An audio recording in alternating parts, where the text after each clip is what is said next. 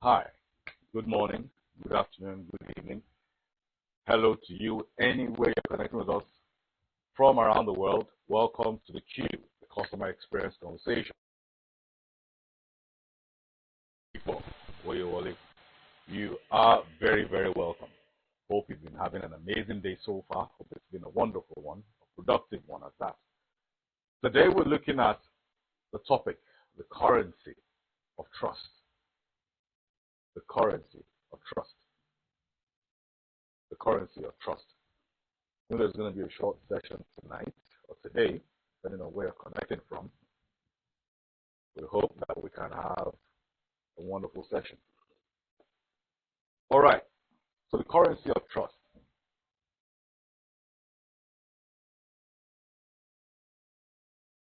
The currency of trust.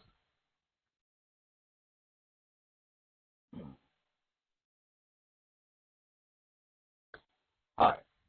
Good morning, good afternoon, good evening. Anywhere you're connecting with us from around the world, you are welcome to the Q, brought to you by none other, Dipo Oyewole. You are very welcome. Hope you've been having a productive day so far. It's been a profitable one at that. Today we're looking at the currency of trust. And with recent happenings around the world in various sectors, various industries, I believe that this conversation is quite important to be had, especially at this time. The currency of trust. I will be talking about two different scenarios, or two different case studies, as we look at this particular conversation today. First is about the issues that we've been having with a particular bank here in Nigeria. Of course, we're having a lot of issues with different banks, but there's one bank in particular that has stood out to be just abysmal. And every single day, you're on Twitter or any other social media platform, there are people complaining about them, about their services, about everything. And one would expect that a very sensitive organization in that kind of sensitive industry and sector would be able to get their act together. But unfortunately, that's not the case. But I'd like to take us back to things we've talked about here on the Q, most especially talking about the promise, where expectation is powered by a promise. Expectation is powered by a promise. And we have to look at expectation because that is the linchpin for us to be able to determine or adequately say that we have been able to either deliver a sound customer experience or a terrible one. Because it is when expectations are met, that's expectations of the customer. It is when you meet the expectations of your customer as a business or as a business operator that you can say with every form of confidence that you have been able to deliver sound customer experience. So yes, like we'll be able to establish here on the Q as well, that expectation is powered by a promise that they will get sound customer experience, a promise that they will get value for their money. But where there is a case of a trust deficit, then there is a problem. Then that promise isn't being kept. Then the expectations aren't being met. That is the issue.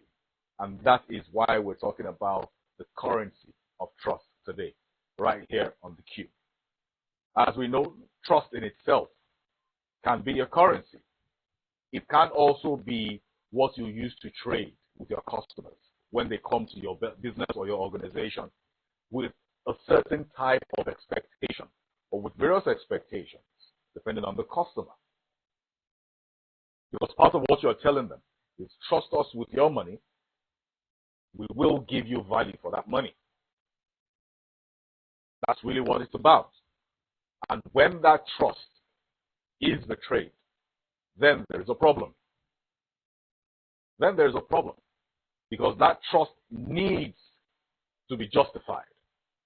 When your customers have placed trust in your brand, in your business, in your organization, you must be able to reward that trust by meeting their expectations, because we have said here time and time again, until those expectations are met, you cannot say that you have been able excuse me excuse me you cannot say that you have been able to deliver sound customer experience to your customers.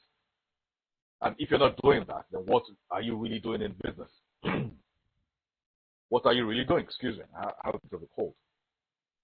What are you really doing? So trust is a currency in business. No matter your business, no matter the size, no matter the sector, no matter the industry, trust in itself is a currency in business. And you must be able to trade with it very carefully and trade with it responsibly. Because in the end, like we have said, your customers do not owe you understanding. They don't owe you understanding. The customers don't owe you understanding. They give you money for you to deliver value to them. That value can come in form of a service that you're providing or in form of a product that you're selling. But value they must get, because value is what they are paying for. Whatever issues you seem to be having is really not their concern, because they do not owe you any form of understanding. However, when you are having challenges where you find yourself having service failures time and time again, what are you able to do as a responsible organization or a business operator to tell your customers, oh, we are sorry, we are facing XYZ challenges, please bear with us in this time? Because so far, that isn't how a lot of businesses tend to operate, and I wonder why. Because some people just expect certain customers to just say, okay, you know what, nothing is going on well, and when we're back up, we'll pick it up from where we left off. That's not how to treat your customers. That doesn't show that you have any form of respect or regard for your customers. And it's really not just sustainable. The second scenario that I would like to bring to fore is the issue around Twitter. Of course, I'm sure everyone around the world knows that by today, Elon Musk has been able to seal the deal to acquire Twitter, and he was at their offices a couple of hours ago. And I just made it to a couple of minutes ago that it's quite interesting that you see him in the middle of a lot of Twitter employees, and you see someone from that picture post a picture, and they have to tag him. Somebody could say that, oh, at the coffee store or at the coffee place in the Twitter offices, or caption it in different ways. And in all of those pictures, you could always spot out one person, just one person, not two, just one person, that looks genuinely dissatisfied by his presence. I ask myself why. I'm guessing because there's been a lot of rumor going around that he's likely to lay off 75% of the workforce at Twitter, saying they have a bloated workforce. And I mean, if he's been able to look at the books and various things, and he's able to say that, you know what, I think you have a bloated workforce, and he wants to downsize, it is within his prerogative to downsize. But let's also go back to one of the reasons that he stated earlier, months ago, why he really wanted to acquire Twitter. One of them was around the issues around freedom of speech. Another one was around the issue of having a lot of bots on there, which the Twitter team had disputed time and time again. But somehow, if you're a frequent Twitter user, you can always say that, yes, to a certain degree, that statement is very true. There are a lot of bots on the app. But basically, still goes back to the issue around trust. Do people trust these social media platforms? Do people trust your business? Do people trust your brand? Because trust is a currency in business. If you are not trusted, if your brand is not trusted, if your organization is not trusted, either by customers or potential customers, you will invariably have issues. Because in the end, it's really not just sustainable. It isn't sustainable. Excuse me. isn't sustainable. You must be trusted. Your brand must be trusted for people to want to engage with you in any form or transaction. You must be trusted because invariably people will be committing their hard-earned money into your hands, no matter the amount, no matter how small, no matter how large, because people are expecting value. And then they give you money for it. If they do not trust you, they will not hand you the money. It's very, very simple. The same way your customers do not owe you understanding, they do not owe you trust as well. There's no reason why we should trust you if you haven't given us any reason to trust you or to trust your brand. There's absolutely no reason why. So until businesses and business operators understand that trust in itself is a currency that you can easily trade with in business, unfortunately, a lot of them will stay at the level they are right now. A lot of them will struggle. A lot of them will have their businesses go down. The reason why certain businesses today aren't doing as well as they used to is because customers no longer trust them. A couple of minutes ago, I saw a news report that the Meta shares, that's the parent company for Facebook, was down 25%. 25%. Just today. 25%. And another report saying that Mark has lost around $100 billion in his net worth this year alone. That's because time and time again, we have seen a lot of people complain about their businesses, that's Facebook and Instagram especially. I don't see a lot of complaints with WhatsApp, but people especially complain about Facebook in itself, that it is quite problematic on different levels. People no longer trust that platform the way they used to. So you see a lot of people exiting from that platform, going to other ones. Trust, it is a currency. It is a currency. And like we've been able to establish right here on the Q, that feedback is one of the best ways to grow your business, because I believe that for customers to give you feedback, either you're aware of it or not, either it's first-hand feedback or second-hand feedback, once you're able to receive feedback, and then you can synthesize that data to say, okay, you know what? A lot of people are complaining about our platform. A lot of people are complaining about our business, about our services, about our products. What can we do about them? Excuse me. What can we do better? What can we do to address all of these issues? What can we do to earn back their trust? What can we do? Unfortunately, a lot of businesses aren't asking this particular question because, to start with, a lot of them aren't customer-centric. They do not care about what the customers think, which is why they are where they are today. Another group do not have effective feedback mechanisms. Even those that seem to have feedback mechanisms, they aren't effective enough. A lot of them get data. I mean, I find it quite ridiculous that an organization like Facebook that literally deals with data. Oh, you can't hear me very well. Is the volume, is it better now? Can I get a thumbs up, please? If the volume is better.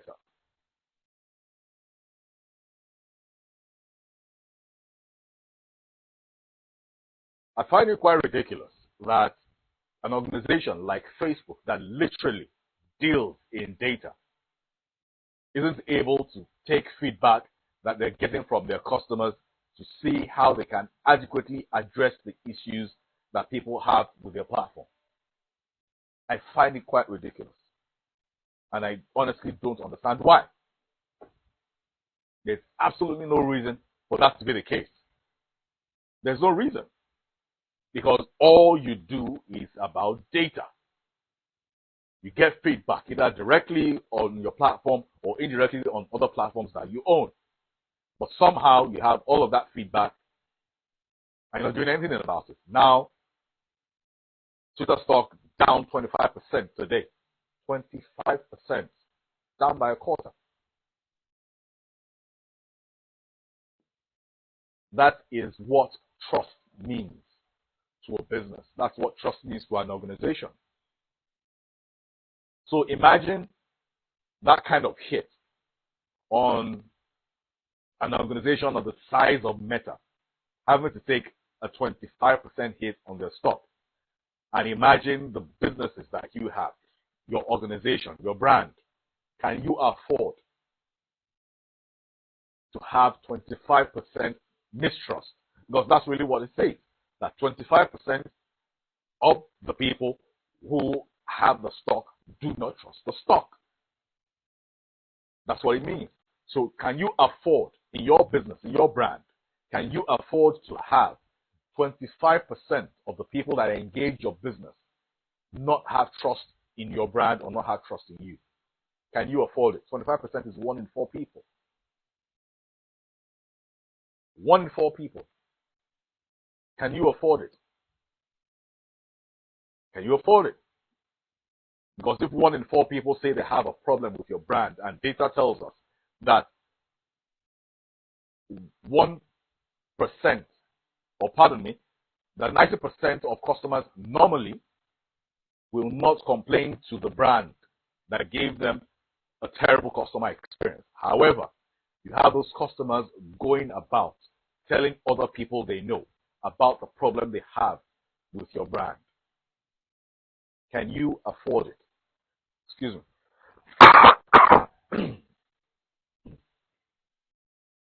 Can you afford it? Can you afford 25% at whatever level? Whatever level, whatever phase your brand is. Excuse me.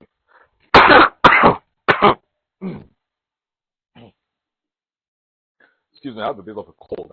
That's why it's going to be a short session. Can you afford it? No, you can't. You can't. And ideally, no brand should be able, or no brand should be dealing with that much negativity. No brand should be dealing with that much mistrust. 25% is a lot.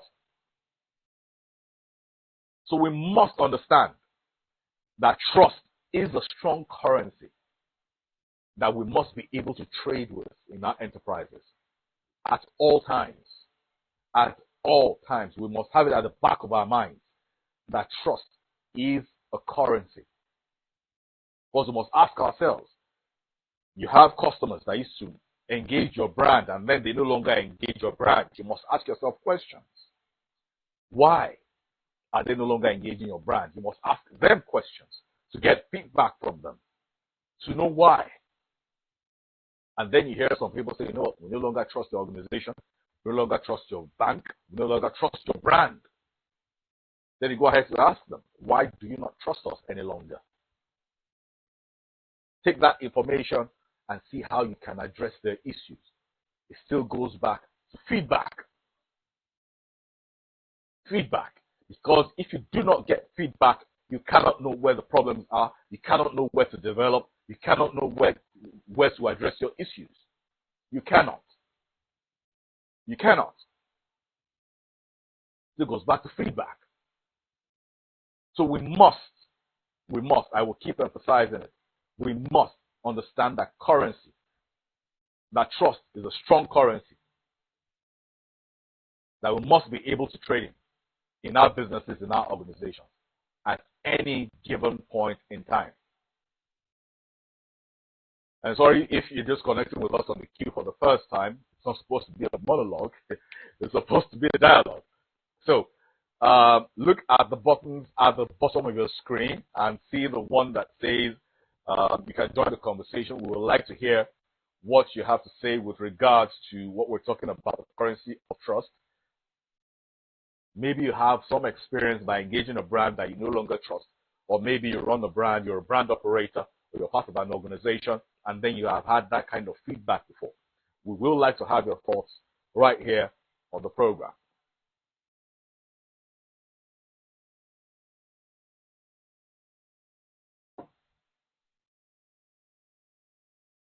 Trust.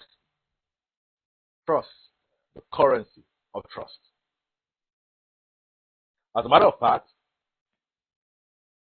the currency of trust is the currency of business. Because that is literally the foundation of any customer engagement with regards to any business.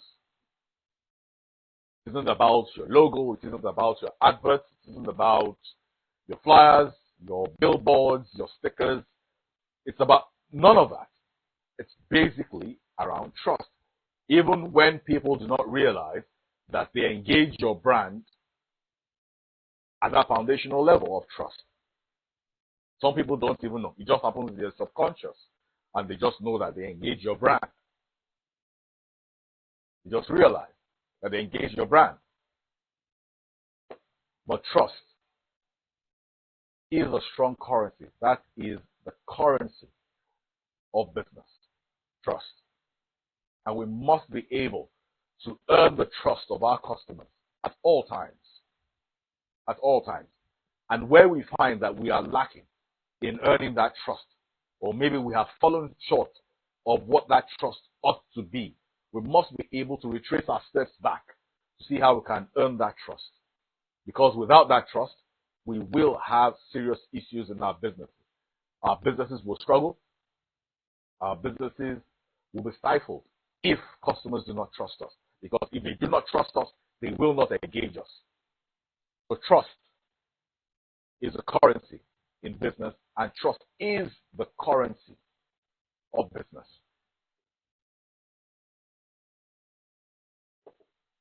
It is the currency of business. I think we'll want to wind down right now, and we'll pick it up next week, same time on the Q. But of course, on a final note, like I always say here on the Q, as customers, we must be able to demand for value. We must demand. It is our right to demand for value. It is our right to do so. We are paying for value. We must be able to demand for value. It is our responsibility. We must demand for value. Whenever we engage any brand, we must demand for value because we paid for it. So we must demand for it. And of course, as brands, brand operators, businesses, organizations, people that work within organizations, we must be able to deliver that value that they pay for. We must be able to show that we have earned the trust of the customers. We must be able to deliver on the promise that we will meet their expectations. We must be able to do that at all times. And I believe that once we're able to do that from both sides of the aisle, that we will have a better community, a better society, a better business environment where people, both customers and business operators, can always say that for a particular exchange, there has been a wonderful customer experience. Thank you for connecting to the Q tonight. If you want to watch this particular episode or our previous episodes, please check our YouTube channel, the Q Podcast, the CUE Podcast. Okay, you want to be part of the conversation?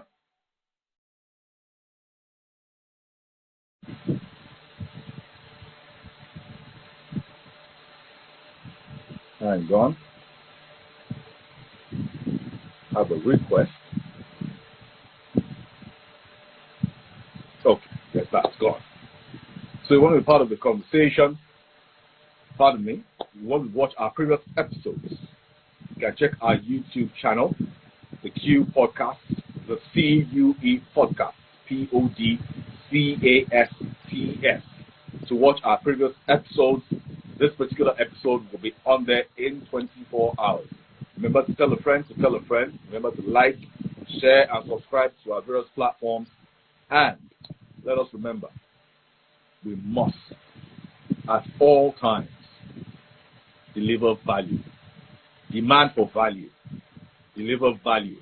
Trust must never, ever be eroded when we're engaging businesses, when customers are engaging us. Same time next week, right here on the Q, the Customer Experience Conversations. Say bye-bye. Enjoy the rest of your week. Enjoy the rest of your day. Enjoy the rest of your evening. Thank you for connecting.